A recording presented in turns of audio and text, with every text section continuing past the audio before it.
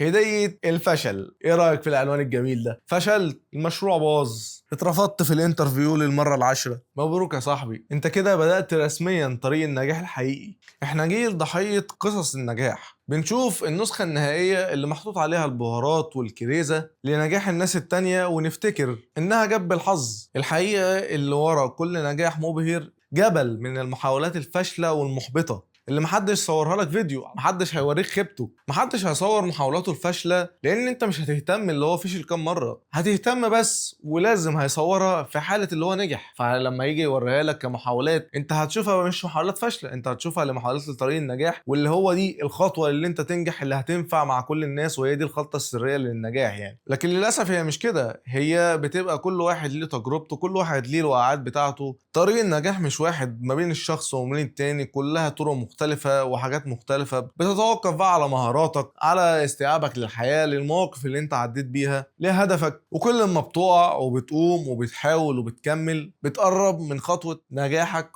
خطوة الألف ميل بتبدأ بميل. لأن انت كل ما بتقع وكل لما بتحاول بتكتشف ثغرة جديدة توصلك لطريق النجاح. الفشل مش عكس النجاح، الفشل جزء من النجاح. ده المعمل اللي بيعلمك ايه اللي مش شغال عشان تعدله المرة اللي جاية. الخوف من الفشل هو اللي بيعجزك وانت في مكانك. اقع وقوم ونفض هدومك وكمل، لان انا شايف ان الفشل الحقيقي هو الاستسلام. ده فعلا انت كده نقدر نقول عليك انت فشلت مليون في المية. الاستسلام او اللي انت خايف اللي انت تبدأ. مفيش حد بيتعلم من غير ما يغلط. جرب، مش وارد تنفع معاك المرة دي. اشوفك المحاولة اللي جاية. سلام.